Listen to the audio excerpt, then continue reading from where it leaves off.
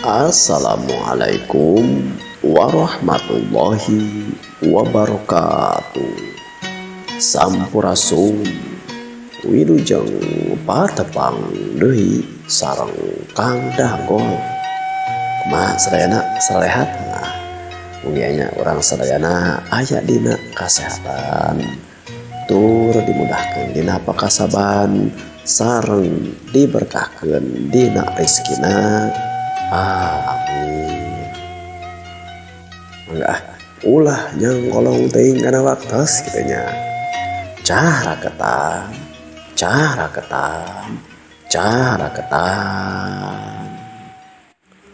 Dongeng tilu Jawara bagian ka-46.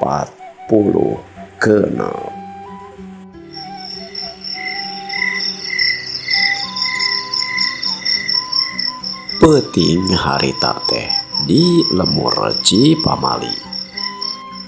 Jalma-jalma masih keneh beberes we komo kadang lemur mah anu imahna kaduruk teh. Malahan mah padepokan oge hampir-hampiran seep cenah sabab diduruk ku si manusa seuneu. Kadenge Mang Utis nyarita sanajan urang sadaya ayeuna dina kaayaan ukur sedih nalangsa sabab diserang tepuguh-puguh tah ku si manusia. Naon teh loba seuneuhan kitu nya Ki Guru bisa kitu eta jelema teh kela nya euheung keneh lamun jalu nya ari imahna bumina Ki Karsa mah henteu tika kaduru sabab mun pada ngahalangan ngan edas we yeuh padepokan ayeuna deka imah hampir rata we jeung taneuh yeuh kata mah deui imah-imah kadang warga anu sejen. Aduh nya Mang Utis urang oge jadi bararengung ieu teh kumaha atuh carita mimitina ieu teh. Nah make aya jalma anu dieu teh naon manusa seuneu nah kitu aya seuneuhan atawa kumaha da kuring mah teu henteu naon nya henteu kawenehan ti kapapangih tah kadenge si boleh nyarita. Sumuhun Ki Guru. Kang Utis kumaha teh nu salaresna sanaos abdi parantos kantos tarung jeung si manusa seuneu cek abdi mah saha eta teh jeung kumaha carita jeung mimitina. Sabenerna mah kieu dieu teh ti saprak anjeun jalu boleh ini tinggalkeun di lemur Cipamali rame di lemur-lemur anu sejen lemur tatangga kitu tah anu ukur kawenehan cenah ceuk maranehan nama disebutna teh banaspati kitu sabab aya jalma anu disimutan ku seuneu nyata di ceuk kuring mah disebutna ge manusa seuneu geuningan. Tapi kuring oge teu ngarti naon bener atawa henteu ieu si banaspati atawa manusa seuneu teh bener siluman atawa jalma wae tah. Ka Ki Guru eta mah meunang anu rada ngarti ka Ki Guru kumaha. Dina eta eriungan kadenge patua kampung nyarita. Sumuhun Aki nya supaos regreg we jeung puguh pikiranna lamun siluman mah meunang cukup dibere tumal ngan lamun jalma biasa tapi anu meureun boga keahlian tika bisa nyemutan awakna ku seuneu ame puguh oge mikiranana tah kumaha atuh salaresna eta teh kitu cenah ceuk patua kampung. Sabenerna eta patarosan teh mineng kadenge ku Ki Karsa tapi anjeunna teh teu acan ari ku ngajelaskeun sabab cenah encan puguh ari encan katempo mah kumaha jungkerenganana jalma anu disimutan ku seuneu atawa jalma anu disebut banaspati teh. Tapi samangsa-mangsa anjeunna parantos ningali kana kaayaanna eta si manusa seuneu anu disebut si banaspati satuluyna Ki Karsa cumarita. Iyo barudak wareng jalma mah osok menangkeun perkara-perkara nu aheng di antarana jalma anu bisa nyimutan awakna ku seuneu seperti si manusia sono anu unggos nyonong kaributan di lemur urang tentang wae saban mangsa saban poe beda-beda pamikir jalma sabab meureun namahan kana pengertianna. Ari zaman baheula mah jalma anu bisa nyimutan awakna kusuna saperti kitu teh eta jalma teh lain nama tawa makhluk teh disebut atuh siluman atawa arwah ceuk naririwah anu bisa nyokot atawa ngawasakan sunu. Jadi anu temana atawa anu jadiana eta jelema teh atawa makhluk teh bisa ngarupakeun awakna kalawan disimutan kusuna. Ari kitu mah eta anu disebut si Banaspati teh bener kitu nya menurutnya siluman atawa jurig atawa arwah. Aduh arwah segala rupa tapi pan ari ucuk agama Islam dengan arwah mah henteu bisa balik deui ka alam dunia ya arwah naon atuh. Kang mah tong sok kolokan kitu Kang sabab kan pan meureunna aya disebut oge jin ujung siluman tadi ucuk akang oge eta mah arwah anu dimaksud teh meureunna jin atawa siluman Kang makhluk gaib kitu Kang anu nyarupakeun awakna kana bentuk anu jiga eta kitu kos make seuneu kitu Kang. Si Bolet ujung Kang Utis aya debat detik. Keheula apa Ki Guru teh keur ngajelaskeun ieu teh anjeun dua anu lawak ngengklokan keun Ki Guru cenah ngajelaskeun heula ame puguh ceuk leunana kitu cenah ceuk patua kampung bisa naon patuan to keun kemae alus we bogakeun pamanegan dari di dieu mah murid teh ulah teu kudu nurut wae kana pamanegan guru tapi kudu boga pamanegan sorangan anu kudu kaharti oge jeung bisa ngajelaskeun kana kapamadeganana naon sababna jeung kumaha kakuatanna tapi ya dina saheulaan ayeuna ceuk bener ceuk patwa dengekeun heula yuh ngeunaan si Banaspati atawa si manusa seuneu teh kieu barudak ceuk Ki Karsa neruskeun ceuk kieu oge tama baheula sabab aya perkara anu aheng aya makhluk bisa nyemutan awakna kusuna terus dijelaskeun cenah eta teh meureun siluman atawa arwah atawa jin anu ngarupakeun awakna kusuna tapi kadieu-kadiona eta perkara nu kitu teh loba pisan anu hayangeun ngawasa utamana mah ka jalma-jalma anu hayang miboga kana eta ilmu atawa kabisa. Tah sabab jalma mah istilah nama mulyana ku pikiranana kuatna ku pikiranana jeung nalaktak atawa istilah nama naon kitu moh tekar hayang nyaho kana eta perkara anu aheng teh anu panustrunganna mah jawara-jawara atawa dukun-dukun atawa kolot-kolot baheula teh ngarti we kana rusiahna yen ta ieu Banaspati atawa manusia seuneu teh ibaratna mah hiji cara hiji ilmu anu bisa nyemutan awak kusuna. Keheula Ki Guru salah sahiji warga jegat atawa motong punten Ki Guru ya sateu acana ari nusa katerang kuring mah eta teh jiga siluman atawa jin kitu sabab samang-samang lamun rek ditewak teh jiga nu sok ngaleungit tuluy deui loba pisan jalma cenah eta teh asupna ka imah teh kalawan teu kudu muka panto nyaho-nyaho geus aya wa di jero imah jeung sajaba-sajabana kapan ari nu saperti kitu meureun lain manusia tapi nu disebut bangsa lalemut teh siluman jin jeung sajabana kitu tah Ki Guru ceuk eta hiji warga henteu salah eta oge sabab berat nu katempo ku jalma-jalma mah saperti kitu. Cok aki oge tadi aki mah teh nyaho naon aki mengajelaskeun sakanyaho aki aya anu disebut siluman atawa jin cenah baheula mah tapi sanggeus ditalungtik mah eta mah hiji ilmu anu bisa nyimutan awak aya hiji ilmu kitu maksud teh anu bisa nyimutan awak seuneu jeung bisa wae eta anu tadi disebut manusia seuneu atawa si Banaspati teh nah sugan jin atawa siluman seuneu atawa Banaspati atawa manusia seuneu jawara seuneu anu nyaho kana ilmu nyimutan awak kalawan make seuneu kitu ari ceuk pamikir laki mah Wah, nari masalah bener jangan tuh nama tuh nyawa ki oge. Sabab anu katingali nama eta mah juga manusia anu bisa nyimutan awakna kalawan sono. Ari kitu naon sababna ki make boga pamadegan sapertos kitu?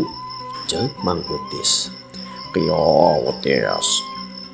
Kahiji aki geus pernah nalungti kana ka eta ilmu sanajan nyaho tapi bahan-bahan ujung alat yung carana hese lamun kudu dipatakeun anak teh kitu sabab eta ilmu teh kudu make alat atawa bahan anu langka ujung jarang aya di tatar urang di wewengkon urang.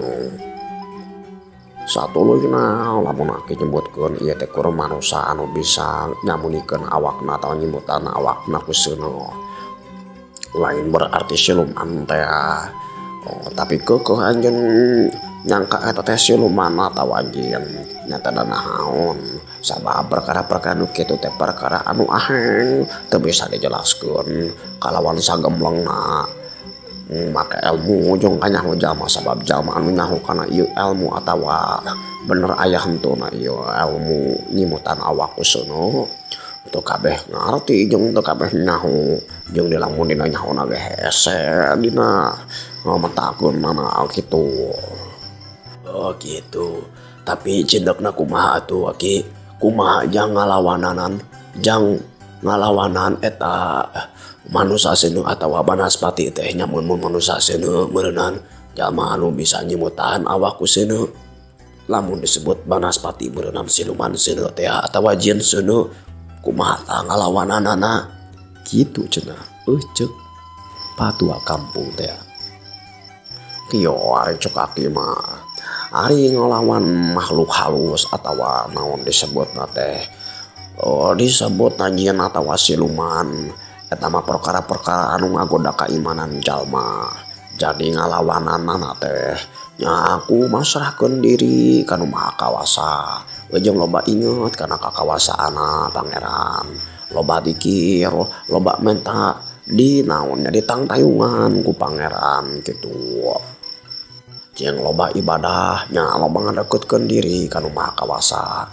Nya tangtu wae insya Allah ya makhluk-makhluk jarahat nu disebut setan jin jeung siluman bakal sieuneun sabab maranehanana oge nyaho jeung ngarti yen jalma anu iman kalawan loba ibadah mah eta leuwih mulya tibatan manehanana. Oh kitu ki. Terus lamun ieu jalma teh meureunnan si manusia seuneu atawa jalma anu boga ilmu ngagunakeun seuneu meureun moal neurak lamun dibere doa atawa dibere zikir mah kumaha tah ngalawananna kitu tah. Eta oge aya carana nya ku dirempu we kurang meureun ari jelema mah dilawan ku jelema ari makhluk gaib gitu mah dilawan ku doa.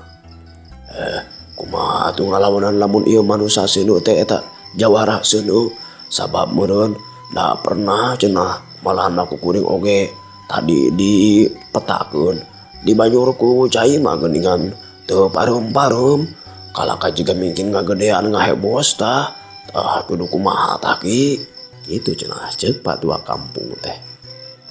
Sabenerna mah teh sagawaya jalma anu bisa ngagunakeun atawa mentakeun ieu ilmu seuneu sabab lamun hayang jalma ngagunakeun ieu ilmu seuneu manehna kudu geus boga kakuatan ilmu kanuragan atawa pencak silat anu luhur. Jadi lamun ku jalma-jalma biasa mah moal bisa dilawan sakitu wae. Tapi kacaba ku jalma-jalma anu boga ilmu anu luhur pisan. Jong lamun anjeun penasaran nah ieu bener manusia atawa makhluk jin. Nya lain ku cai sakuduna mah tapi kudu diurugan. Istilahna mah kudu dibeungkeut ku rante tina beusi anu teu bisa buburu naon kabeuleum ku seuneu. Tuluy asupkeun kana liang urugan wae ku taneuh nya tangtu bakal kanyahoan ieu teh jalma jeung anu ngagunakeun alat atawa bahan anu bisa nyimutan awak kalawan seuneu teh kitu ceuk aki mah jeung eta sakitu anu kanyahoan ku aki mah. Satuluyna Mang Utis kadenge nyarita. Tapi apa nu cek aki oge ieu jalma teh lamun heueuh teh mah jalma boga ilmu pencak anu luhur oge, ilmu bela diri kanuragan anu luhur. Jadi lamun urang arek taun teh mah arek ngalawananana jadi hese meureunnan kieu nya. Oh, moal gampang ditaklukkeun kitu meureun kieu nya. Saperti kitu. Oh, jadi kudu kumaha atuh ki ngalawananana. Eta mah urang kudu usaha we kumaha meureun ngalawan jin saperti kitu. Mun ngalawan manusia saperti kieu, kitu we cek aki mah. Aki teh jadi bingung kuring ieu ki. Kieu ge da eta mah jawara kahot. Lamun eta teh mah bener jalma anu bisa ngagunakeun ilmu seueuh. Jeung meureunnan makhluk anu istilahna mah aneh. Lamun tipika aya makhluk anu bisa ngawujudkeun diri manehanana kalawan make sunu saperti kitu. Tah kitu sakanyawa aki mah kitu cenah. Istilah namanya kanyaho Ki Sarta diuningakeun ka balarea Ki Karsa maksudnya. Ayeuna aki arek tumanja kumaha jalu anjeun ka dayeuh Saptagiri teh. Agora dayeuh parahyangan kitu. Naon naon aya beja naon ti dayeuh jeung deui naon sababna ayeuna asa lila-lila teuing hitungan aki aya 3 peuting atawa 3 poena anjeun teh tuh bari dina saruyung janji anu bejana arek paling 2 poe atawa 2 peuting ayeuna mah geus lila yo. Ceuk Ki Karsa jiga anu mengkolkeun kana anu diomongkeun, mengkolkeun kana wangkongan waktu harita. Ditanya saperti kitu ku Ki Karsa, atuh darak-dak we si Jalu teh ngabejakeun pamanggihna kumaha kaayaan di dayeuh Saptagiri atawa parahyangan. Malahan mah kaayaan manehanana aya nu ngiwat atawa aya nu nyulik tuluy dikerem heula di jero guha oge. Tika poe eta atawa waktu harita dicaritakeun kabeh ku si Jalu. Malahan mah si Bolen oge pipilueun mantuan kana eta carita.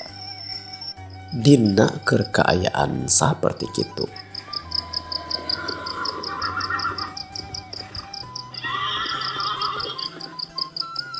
Ti kajauhan kadenge gurutuk sareng ringkikna sora kuda anu jika ngadeukeutan ka imahna Ki Karsa teh. Katingali aya 2 kuda anu datang ka eta lemur. Pernah nama ka imahna Ki Karsa satuluyna katempo saurang lalaki ngora jeung saurang lalaki kolot turun tina kuda. Malahan mah jiga nu gura gilu pisan asup ka imahna Ki Karsa. Ki Karsa teh guna naon kitu cenah cek lalaki anu rada kolot. Aduh mohon pisan ieu aduh ala ieu teh teu guna naon aduh hameuteun pisan kuring jadi karak dugi ka ti dieu ieu teh da kulantaran duh kumargi kitu tah segala rupa aya perkara itu ieu teu sangka-sangka di dieu juga aya aduh ngontrong ieu ti seueur anu kahuruan sapertos kieu ieu teh aya naon kitu cenah cek nu rada ngora. Ngadenge sora anu geus lawas teu kadenge. Malahan mah ngadenge sora ki aki kolot anu rada-rada wau. Si Jalu satuluyna hajat bari melong weh kanu karak datang teh horeng si bana horeng geringan eta teh Ki Patra. Malahan mah dibarengan ku si Jaka Peteng. Jaka Peteng geuningan anjeun bisa ka dieu sareng saha? Aduh ala ieu geuningan anjeun Jalu ieu jeung Ki Patra kumaha Jalu ka mana wae? Kuring ti kamari geus aya di dieu. Tapi nah anjeun teu aya cenah keur ka dayeuh. Jadi tah weh kuring di dieu we kitu tah. Tapi nah geuningan ayeuna bisa papanggihnya. Wes barudak ayeuna mah ayo laleureuk heula ka dieu. Urang awangkona supaya lirne. Kitu cenah ceuk Ki Karsa teh. Miwarang ka si Jaka Peteng jeung Ki Patra supaya linggih heula. Supaya merenahkeun dirina di imah. Orang kembali dari maki mata kuna naon jeung mengpengaryung we di dieu. Korban juangan kitu we loba imah anu kaduruk sabab benar aya anu ngontrong ka dieu. Eta si manusia seueur anu disebut Banaspati teh bener we geuningan nyerang ka dieu. Ceuk Ki Karsa ujug-ujug ngajelaskeun kana kaayaan di kampung waktu harita. Aduh, asa kapalingan kaulah di kamari ku urang dua ade dia ku sadarea didodoho jeung ditaluntik. Tapi nate datang-datang eta si Banaspati teh. Tapi samang-samang sakuring jeung si Jaka Peteng aya perlu heula ka dayeuh luhur. Nyaho-nyaho manehna ngontrol ka dieu. Jiga anu dalingakeun tanya. Ngaranna oge jalma jahat atawa waktu istilahna mah aya kamusibatan teu bisa disangka-sangka teng jeung teu bisa dipikanyahokeun keun eta mah ayo diukola boleh dah sok asongan ieu mah utis lah asongan cai jeung caneut karunya nu karak batang itu cenah ceuk Ki Karsa. Singket carita sababaraha waktu kalangkung sanggeus ngobrol ka itu jeung ka dieu. Malahan mah kadang warga nu sadesta geus loba balik deui malahan bapa tua kampung ge cenah. Undut heula mundut diri undur heula ti dinya sabab loba perkara anu kudu buru-buru direngsekeun malahan mah dibantuan jeung kadang warga anu sanesna. Di jero imah Ki Karsa teh ngariung we utamana mah jalma-jalma muridna Ki Karsa ditema si Jalu, si Boled, Kang Utis, Ki Patra katut si Jaka Peteng. Karungu Ki Patra nyarita, kieu Aki, da saleresna mah di dayeuh luhur oge. Ayeuna teh teu kinten-kinten nuju seueur kadarepet katut masalah. Tah kukir tuna meureunna sakumaha anu tos dicarioskeun sate acana. Nyelangan heula kuring jeung si Jaka Peteng ka dayeuh luhur heula. Tapi geuningan ayeuna kalaka diontro ku si Banaspati. Eueuh di dayeuh luhur aya di kampung-kampung nu sejen. Jiga anu ngulin-ngulin jeung ucing-ucingan tah. Jiga anu arek istilah nama naon kitu tah ngaheureuyan ka punggawa-punggawa. Nah ti Kadipaten Dayeuh Luhur atawa Kadipaten Saptagiri. Kumargi ieu si Banaspati jeung loba oge geuningan deui. Rampong-rampong anu nyiliwuri deui atawa daratang deui ngaganggu kana keamanan kadang warga. Nya ayeuna mah kakuatan teh aek dibagi-bagi. Aya anu istilahna mah meureunnan ngajaga di jero dayeuh. Aya anu di kampung-kampung. Tapi sanaos saperti kitu.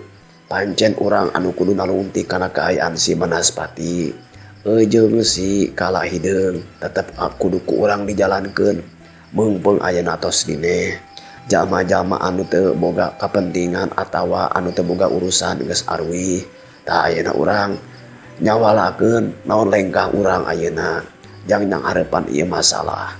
Kitu cenah ceuk Ki Patra teh. Arek hakim mah teu nyahona naon jeung teu panarungguh we. Naon anu kudu dilampahkeun sababaraha mah jalma bodoh sawangsulna meureun. Kapan Ki Patra teh geus ka Pasirwangi arek ngilang saraya ujung Ki Malaka non arek dilengkahkeun. Tah sok we ayeuna mah jalankeun eta jeung deui. Tapi jadi penasaran kumaha istilahna mah kacendekan meunang sawuyu jeung Ki Malaka di Pasirwangi teh. Itu cenah ceuk Ki Karsa. Jika anu malik nanya ka Ki Patra. Sumohon. Upami ditaruh sapertos kitu mah. Ai kacindekanana mah ieu si Jaka Peteng di piwarang nalungti ka itu. Jeung deui jeung bisa mah kudu bisa istilah nama nalungti kana kaayaan si Banaspati katut deui jeung Ki Kala Hideung. Ari kuring mah arek istilah nama nyelangan jeung ngabantuan keamanan di dayeuh luhur Kadipaten Dayeuh Luhur.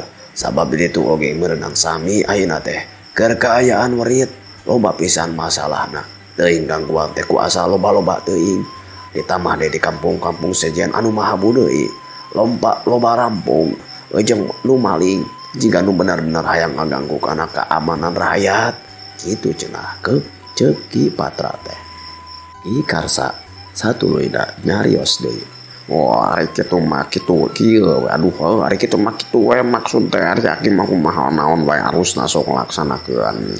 Ngana ki aya usul namun aya nama si Jalu anu kamari di teteangan geus aya yang mantuan nu Anjeun jaka peteng. Jadi Anjeun dina ayeuna nalungtik si Banaspati ojong si Kalahideung bisa duaan tah sugan we ari aya dua jalma mah leuwih buburu jeung leuwih bisa leuwih tereh bisa nalungtik kana kaayaan ieu si Banaspati jeung si Kalahideung. Tah eta pisan beureunan anu arek dibadantengkeun teh ayeuna mah geus jelas. Ari kuring mah mun arek balik deui ka daya luhur. Tuluy ayeuna meureun hampura we Jalu. Anjeun arek dibadega ku kula. Jeung supaya bisa ngabantuan ieu Ki Jaka Peteng jang nalungti kana kaayaan di dayeuh Parahyangan. Da meureun anjeun Jalu geus rada apal kaayaan di ditu jeung deui sakalian kudu nalungti kana kaayaan ieu si Banaspati. Kula percaya ka anjeun Jalu. Sabab anjeun boga ilmu kanuragan, ilmu bela diri anu luhur bisa ngayonan eta si Banaspati. Gitu cenah ceuk Ki Patra teh. Ngadenge pancen saperti kitu si Jalu nyarita. Duh punten ieu teh. Ari kuring mah salaresna ari ka dayeuh Parahyangan nya uninga mah uninga tapi teu acan kantos nalungti kana kaayaan ieu si Ki Kalahideung atawa kaayaan di dayeuh anu saestuna. Sabab seperti anu samemena dicaritakeun kuring oge kalakah meunang kabisaya diculik heula ku baladna bangunna mah murid-muridna Ki Kalahideung. Komo upami disuhunkeun narungtik kana kaayaan si Banaspati kuring mah papanggih oge karang peuting tadi meureunna tadi tarung teh teu acan papendak deui teu acan ngantos papendak kitu tah. Kitu cenah ceuk si Jalu teh. Aduh alah ieu Jalu gampang wae eta mah. Urusan si Banaspati mah ulah oge geus rada nyaho. Nya nu pentingna mah meureunan istilahna mah lamun aya si Banaspati urang lawanan kuduaan mah piraku sugan. Sabab kuring oge geus pernah tarung tah jeung si Banaspati teh tapi na nya kuring teh rada kateteran jeung deui si eta teh bangunna mah bisa ngelehkeun kuring mah tapi kalakah jiga milih kabur tapi sanajan saperti kitu. Ieu si Banaspati teh jiga anu bogaeun kalemahan di antara nama teu bisa tarung lila-lila nya ngeunaheun atuh ku kuring bisa digocek wae lah di lila-lila tarungna sanajan kuring teu mampu oge ngalehkeunana nya istilahna mah saeutikna bisa naklukeun atawa ngusir manehanana supaya teu ngagonggu wae urang lemur kitu tah. Tapi ari urusan ujung Kalahideung eta mah tah kuring teh rada apa anjeun rada apa. Jadi ayeuna mah urang naonnya silih lengkepan gitu tah. Silih naonnya silih bantuan. Urang sarua ngakurkeun ka nyaho supaya tugas teh rada hampang. Kumaha tah ngarti Jalu. Kitu cenah ceuk Ki Jaka Peteng teh. Ngadenge kekecapan Ki Jaka Peteng saperti kitu. Si Jalu satuluyna nyarita. Upami kadinya loyogna mah nya meureunan kuring insyaallah urang sasarangan urang babarengan Ki Jaka Kang Jaka nya kuring beureunan urang neangan nalungti kana kaayaan Ki Kalahideung jeung kitu deui urang oge sakalian lamun aya jalma anu ngawasa ku seuneu anu disebut si Banaspati ieu aya nya urang lawanan urang babarengan deui da beureun jalma mah anu unggul anu naonnya anu bahasa kasarna mah anu jagoan anu punjol pangabisana nya kajaba meureunan istilahna mah bisa usaha komo lamun bisa gawe bareng jeung nu sajana mah kitu cenah ceuk si Jalu teh. Satuluyna rarancang sawala dina peuting eta dibereskeun anu panustrunganana mah Ki Patra balik deui ka dayeuh luhur rek mantuan cenah ngamankeun kaayaan di dayeuh luhur atawa Kadipaten Pasirwangi jeung sabuderningna jeung banyak sabudereunana kitu aduh kagok. Sedengkeun si Jaka Peteng jeung si Jalu arek boga pancan anu utama nyaeta arek naluntik kana kaayaan di dayeuh Parahyangan jeung kaayaan si Banaspati.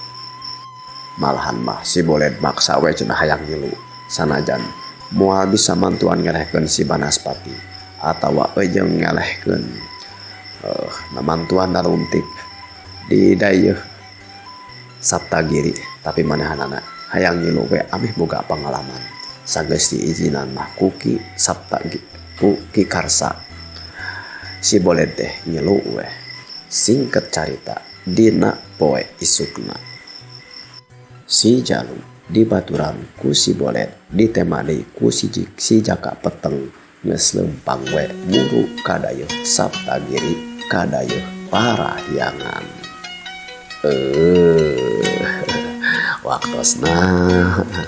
Waktosna parantos cekap kanggo episode nu ayeuna. Sakumaha biasa ya ngahaturkeun nuhun ka anu atos komen di antawisna ieu ka Yudi Supriyadi, Om SC, Teh Iis Yuliani, teras deui Kang Komeng Hideung, teras deui Dongeng Sunda 24, teras deui Kang Dulman 2025, teras deui Bintang Carita tah.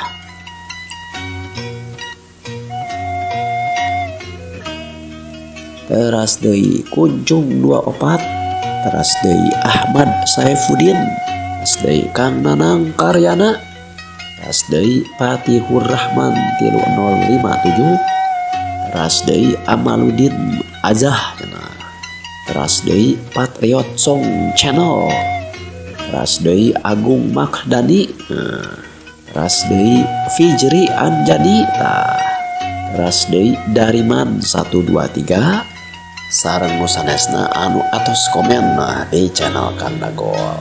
Kanu teu acan komen atawa anu teu acan komen deui gitu tah. Parantos komen tapi teu acan komen deui di atos ku Kang Dagol ieu. Anu teu acan subscribe-nya oge di atos ngaturkeun nuhun anu tos like-na oge.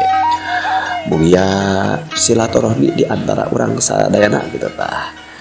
Istilah nama dibarokahkeun gitu tah sareng urang tiasa nelaskeun kana carios-carios anu salajengna. Urang pungkas we nya wilujeng patepang deui permio.